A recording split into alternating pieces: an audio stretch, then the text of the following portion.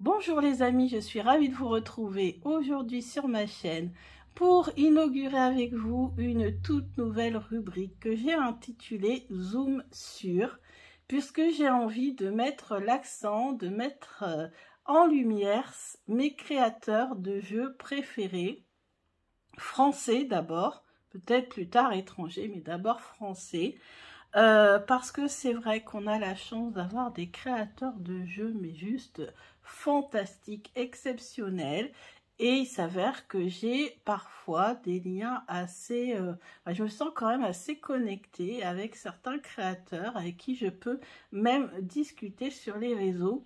Donc, c'était très important de commencer avec Alcide, puisque si certains sont là depuis les tout débuts de ma chaîne, c'est-à-dire il y a presque 5 ans, ça fera 5 ans au mois de mars, bah vous saurez que j'ai commencé mes premières vidéos en parlant de vie antérieure et notamment du fameux jeu Les cartes divinatoires d'Algariel. Il s'avère que le créateur, c'est Alcide Nathanaël. Donc dans cette série de vidéos, je vais vous faire un zoom sur Alcide Nathanaël.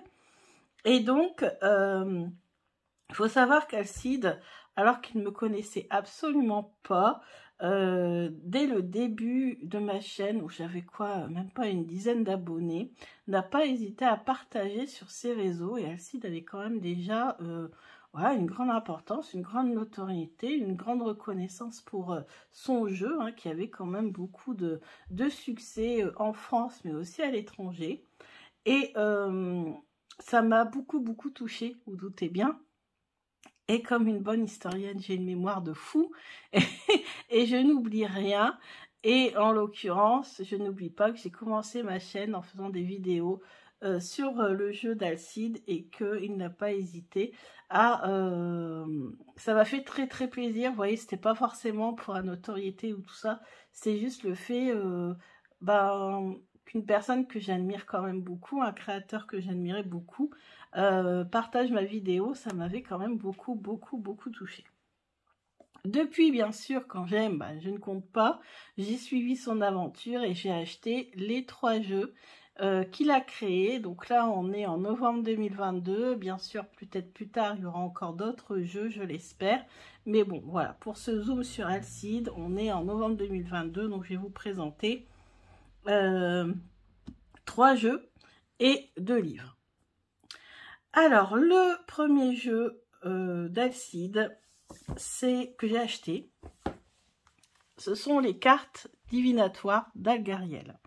Et c'est un craquage total sur les réseaux, sur YouTube, sur les images, sur les illustrations. Il y a un truc qui s'est passé quand j'ai vu les illustrations de ce jeu. Je sais pas, au niveau de mon intuition, ça a fait comme boum, boum. Alors moi, j'ai la version Arcana Sacra, mais en tugbox. Ensuite, il y a eu la version Arcana Sacra en version boîte cloche, donc peut-être plus rigide. Donc c'est celle-ci, elle est toujours disponible, hein, cette version-là, contrairement au livre, hein, je vous en parlerai après. Mais les cartes sont toujours disponibles. Alors là, on a le prix, hein, 21 €. J'ai acheté le livre à part.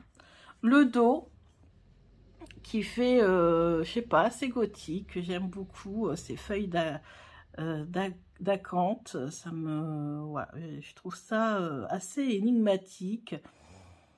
Ça fait vieux château, moi qui adore les châteaux, ça tombe bien, je sais pas. Déjà, rien que le dos m'a beaucoup plu.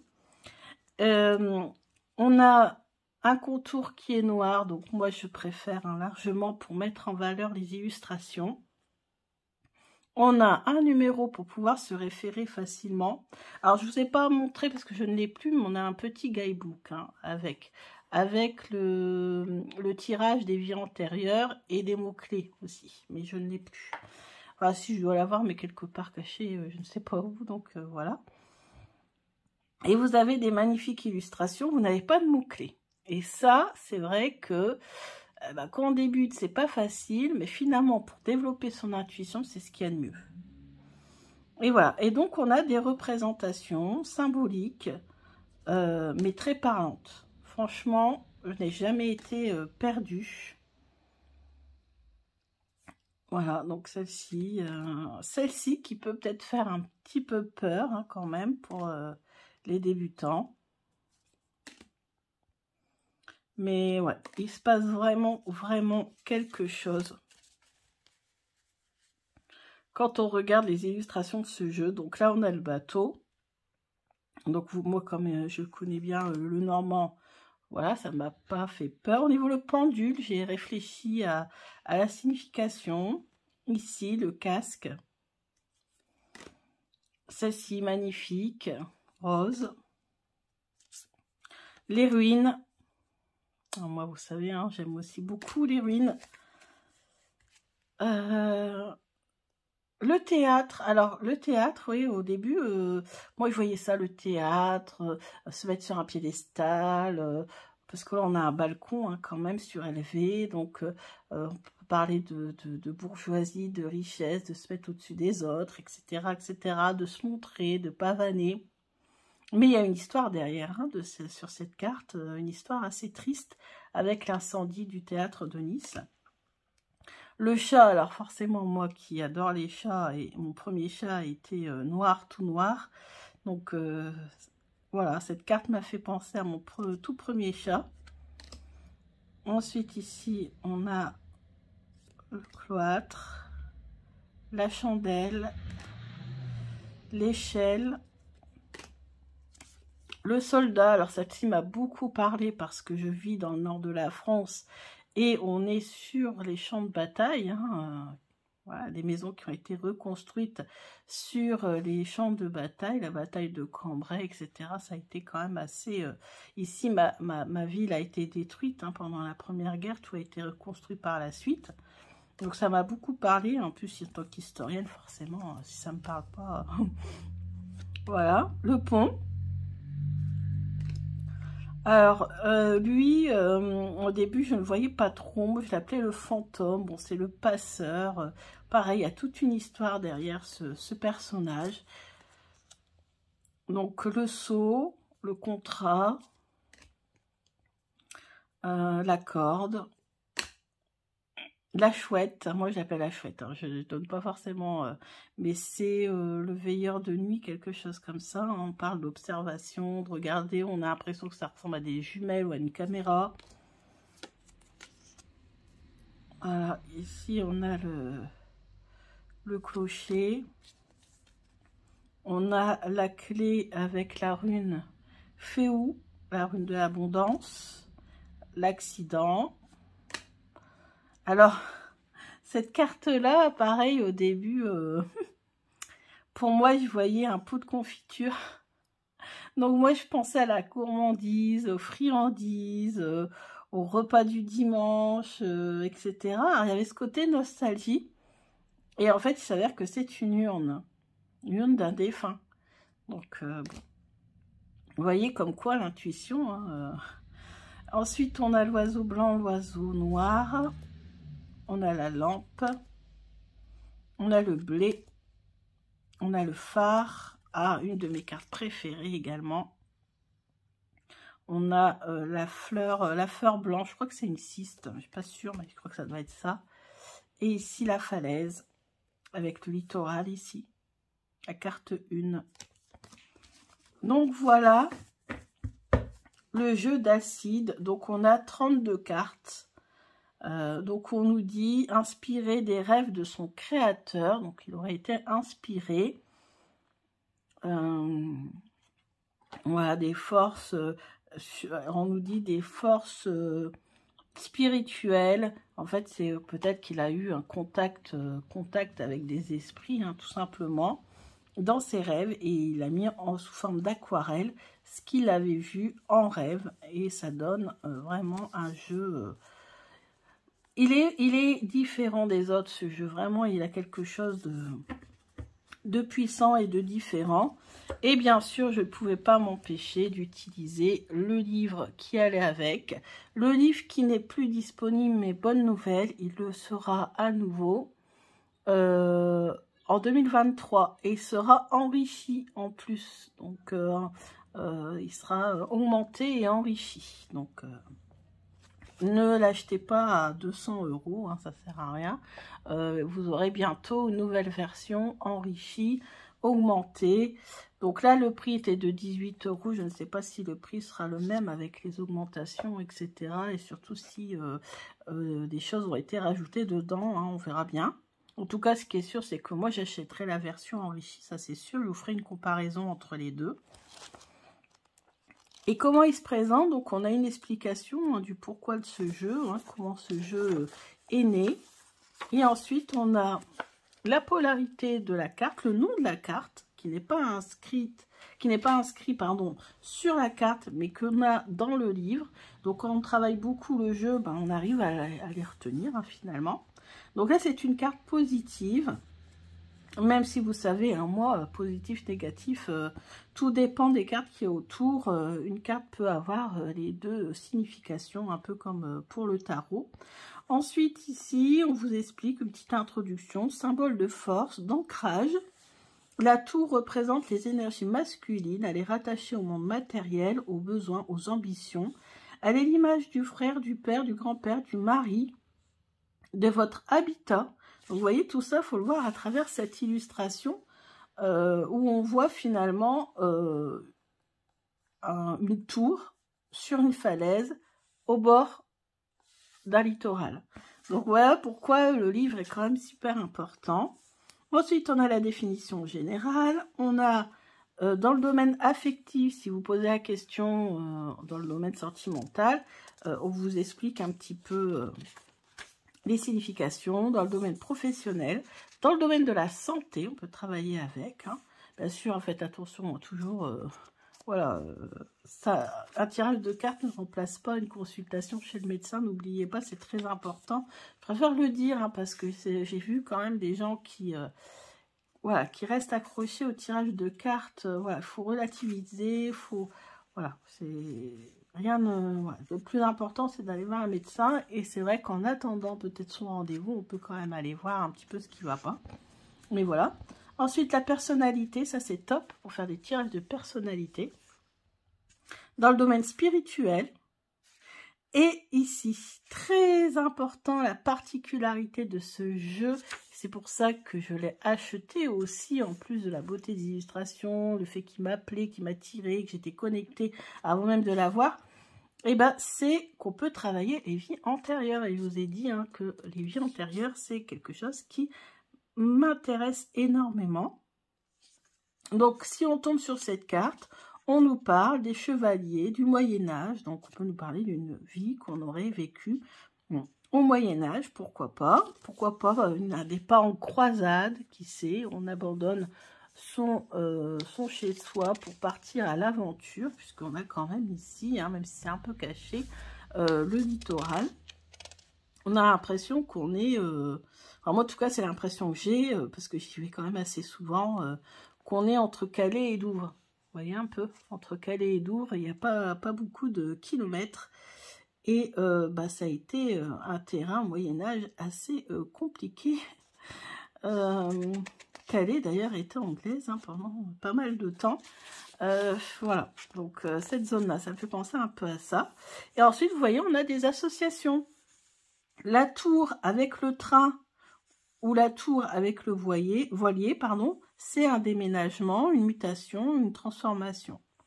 La tour avec le gardien de nuit, vous savez, c'est la chouette avec ses gros yeux. Mauvaise influence, énergie sur la maison, etc., etc. Alors moi, le chat noir, c'est protection. Alors, après, bien sûr, on fait...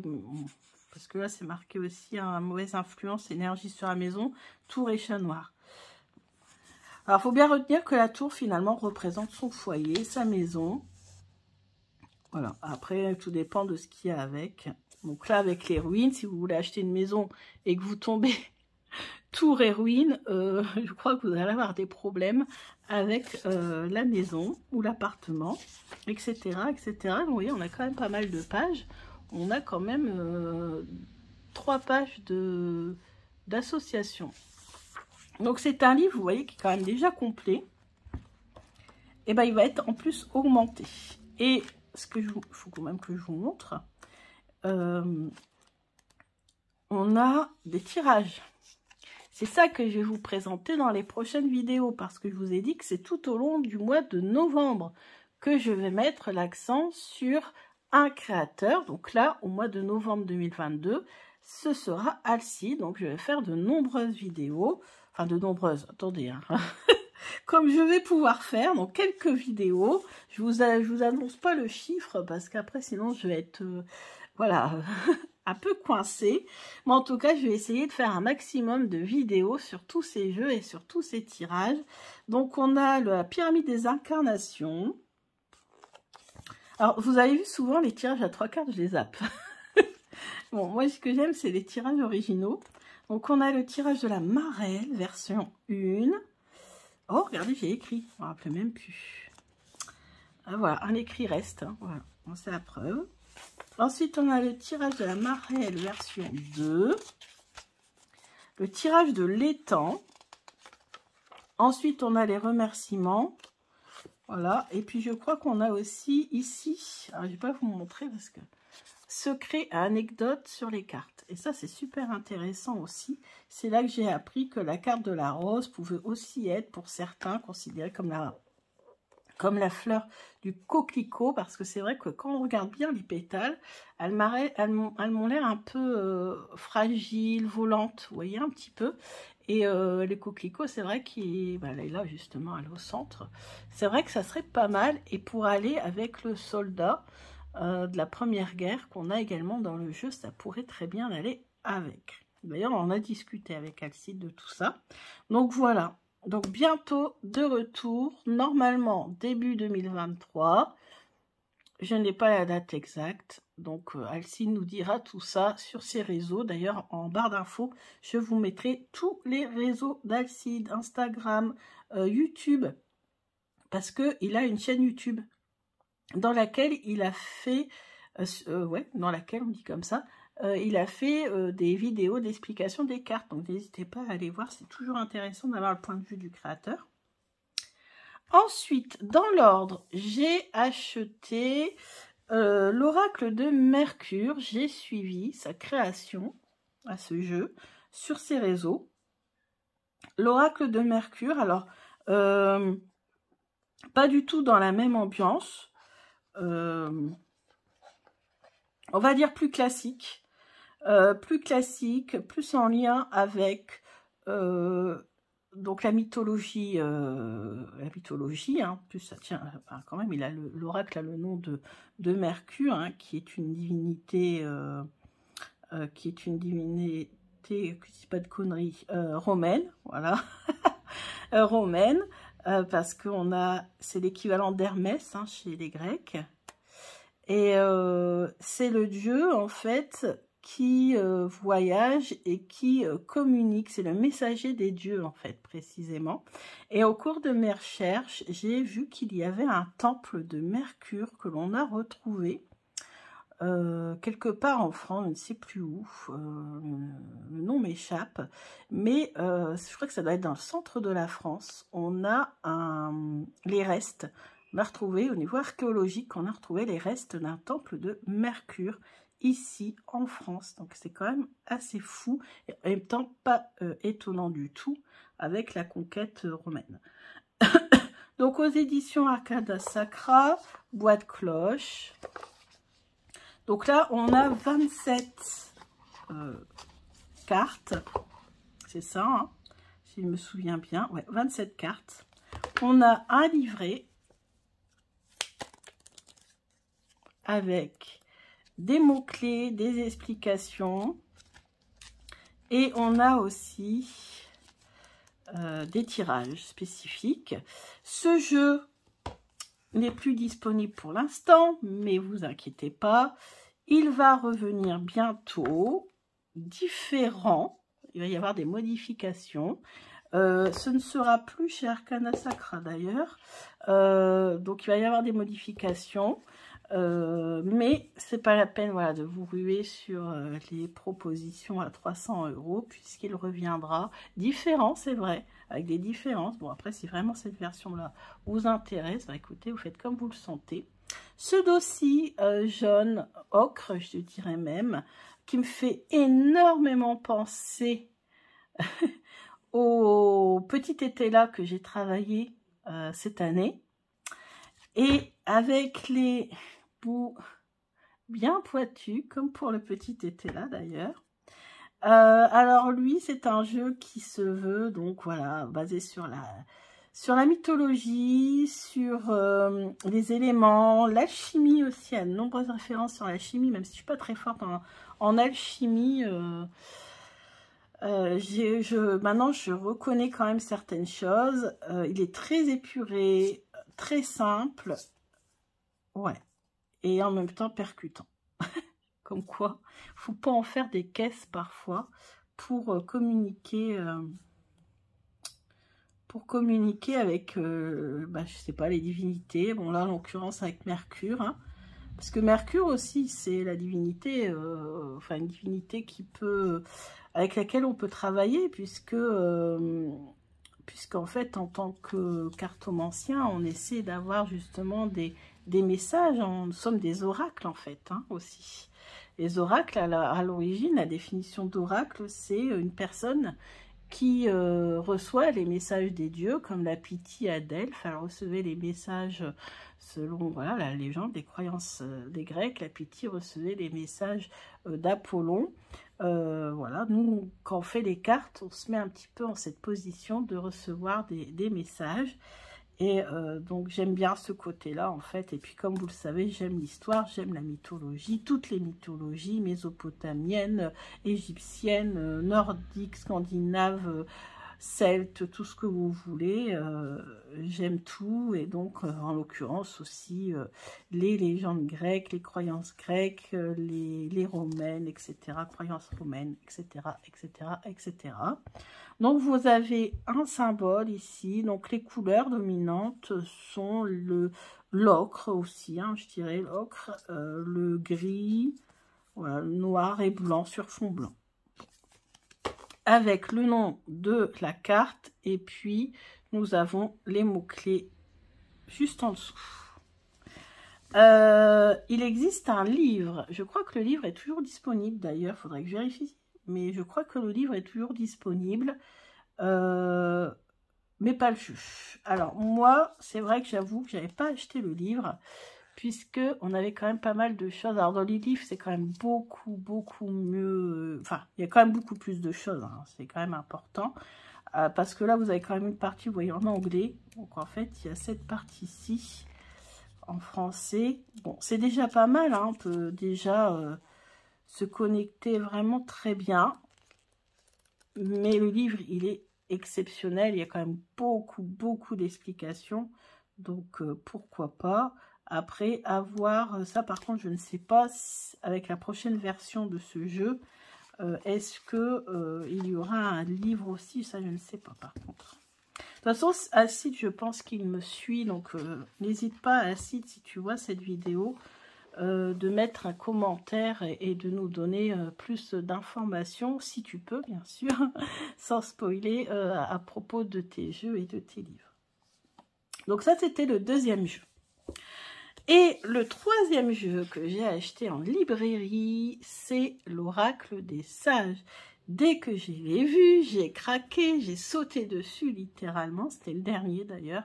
Alcine Nathanaël, l'Oracle des Sages. Donc ces trois jeux ont eu du succès, hein. Celui-ci est recherché. Je l'ai vu à des prix faramineux. Celui-ci a toujours autant de succès. Je l'ai vu sur des vidéos anglo-saxonnes. Et celui-ci, pareil, il a eu beaucoup de succès.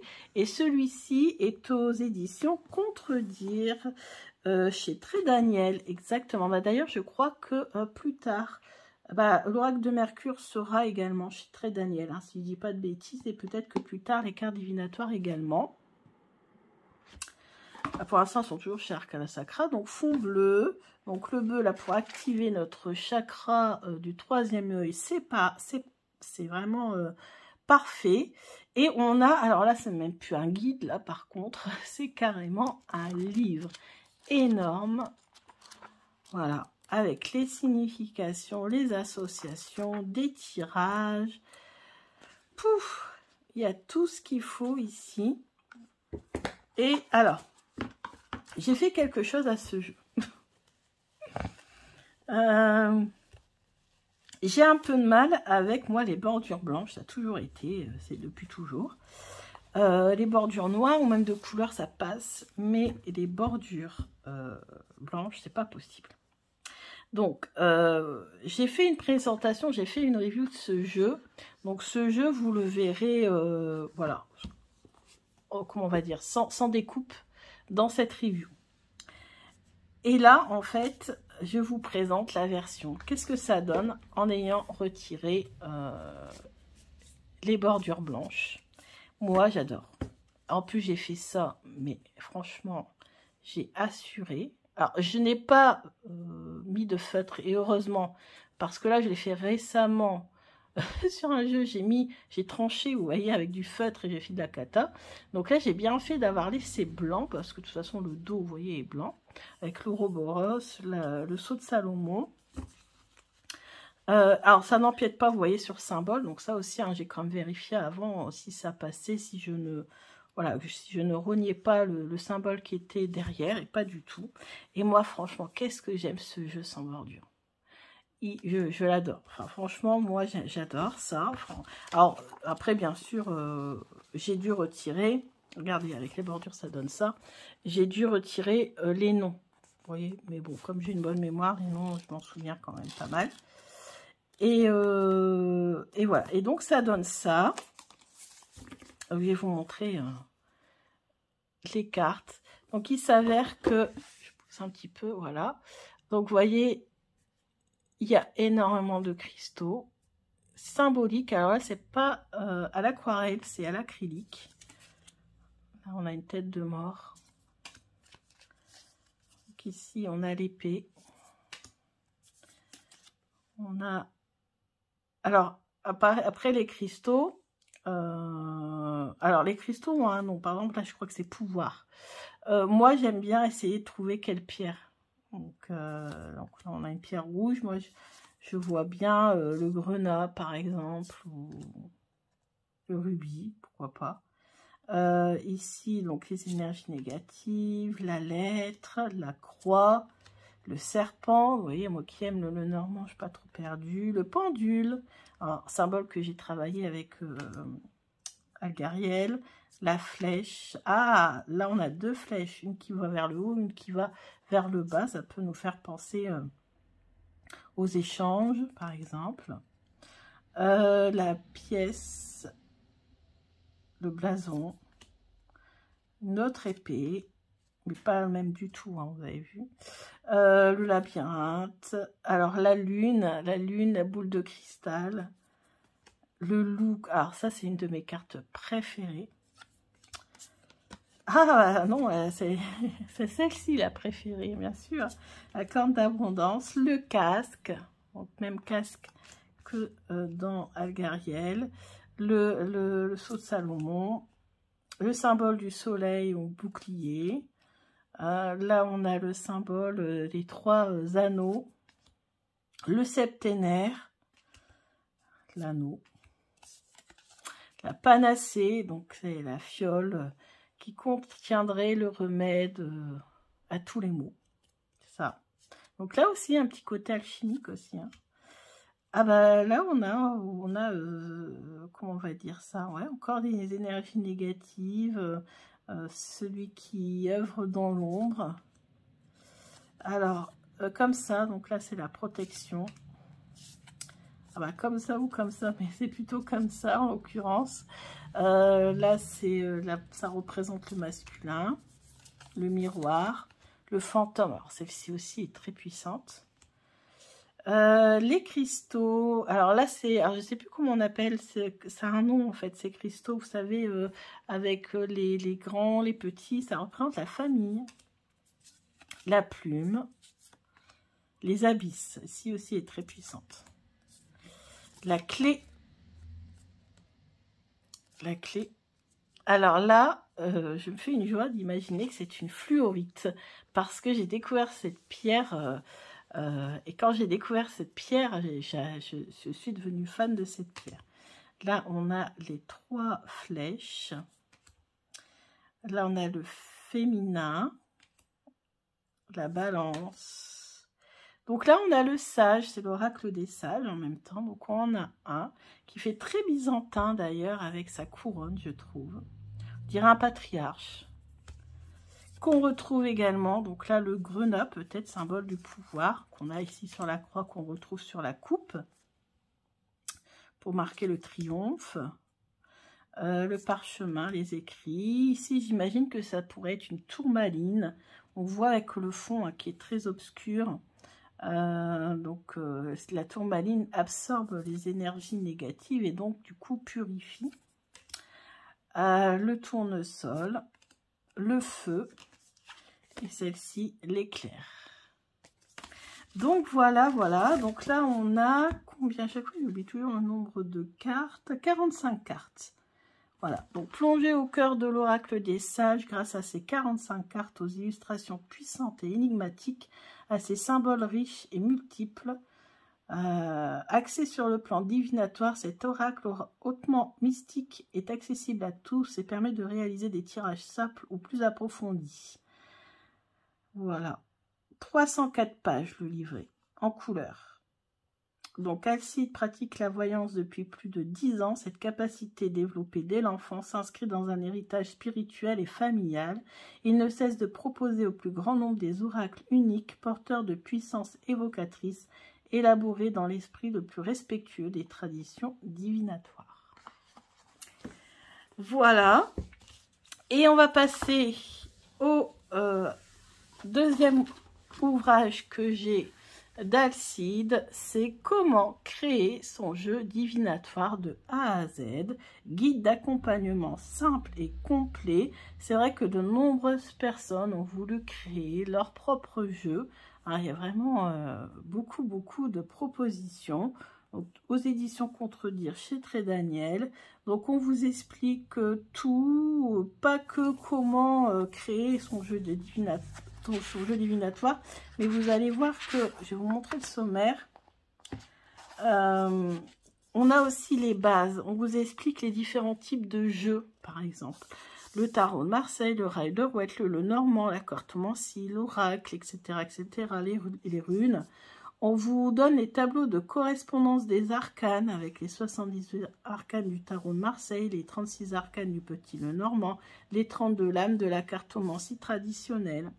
On vous explique les runes, on vous explique les compositions, et ça j'ai adoré, c'est la composition et la structure du jeu.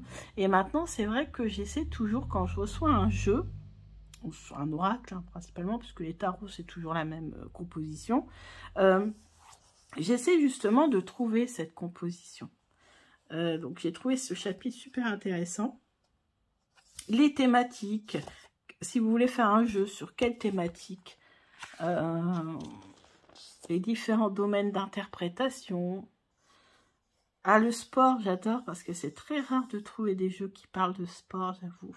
Psychologie, voilà, la religion, la foi, la médecine, la santé. Bon, ça c'est un peu compliqué, c'est vrai. Hein.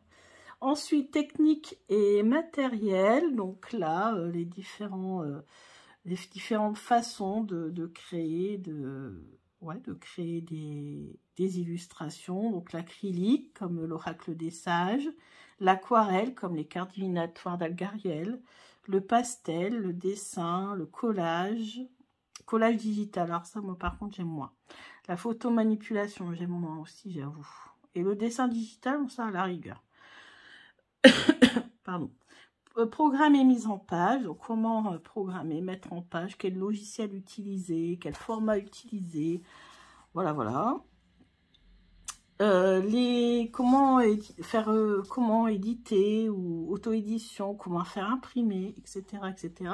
À chaque fois, il vous donne un petit peu ces tips, enfin, ces petites astuces. Et puis ensuite, vous avez portrait d'artiste. Donc, il a interviewé Célia et il a interviewé Gérard Barbier. Et on a ces interviews à l'intérieur du livre, donc j'ai trouvé ça aussi super intéressant. Ce livre est au prix de 12,90 € et il est toujours disponible. Donc si vous voulez avoir toutes ces infos, n'hésitez pas à acheter son jeu, il est toujours dispo. Donc voilà, je vous ai tout présenté. Donc maintenant, les prochaines vidéos, alors je ne sais pas combien je vais en faire, donc je ne pourrai pas les numéroter tout de suite. Donc là, c'est la première vidéo. Je vous ai présenté tous les jeux, un petit peu mon histoire avec Alcide Nathanaël. Donc moi je le suis sur Facebook, même si j'y suis plus trop moi sur Facebook, sur Insta, sur YouTube, mais c'est vraiment sur Insta hein, qu'il est très actif. Et enfin très actif, oui, il est plus actif. Il a d'ailleurs même montré une technique de tirage basée sur le jeu d'oie avec son jeu, qu'il avait créé d'ailleurs il y a longtemps de ça, pendant le premier confinement, parce que moi je l'avais vu d'ailleurs, j'étais sur son groupe. Il a un groupe Facebook, c'est ça aussi. Enfin bref, voilà. Et il est, enfin en tout cas avec moi, il a été hyper accessible et hyper sympa. Donc j'aime beaucoup encourager ces personnes qui ont vraiment un talent fantastique, les mettre en avant leur travail. Donc voilà, j'espère que cette vidéo vous a plu. Peut-être que ça vous a voilà, remis un petit peu à la page au niveau de toutes les créations d'Alcide. Je vous mets en barre d'infos tous les liens, comme ça vous pourrez aller voir sans problème les liens vers Instagram, vers son groupe Facebook, etc. Pour les jeux, je ne vous mets pas de lien. Parce que tout simplement vous les trouvez partout, en librairie, sur Amazon, sur la Fnac, Cultura, ce que vous voulez, en ligne, en physique. Bon, après peut-être qu'en physique, il faudra peut-être les commander, je ne sais pas. Enfin bref, en tout cas, toujours est-il, c'est que vous pouvez les trouver, ils sont mass market. Donc vous voyez les prix, à chaque fois je vous les ai donnés. Je n'ai pas donné le prix de celui-ci, 28 €, parce que lui, il a le livre. Assez complet aussi dedans, et en plus une boîte quand même assez résistante. Donc voilà, bah écoutez, je vous dis à bientôt pour de prochaines vidéos avec les jeux d'Alcide tout au long du mois de novembre. Je vais essayer au moins d'en faire une par semaine, peut-être plus si j'ai le temps. Je vous embrasse bien fort, à bientôt.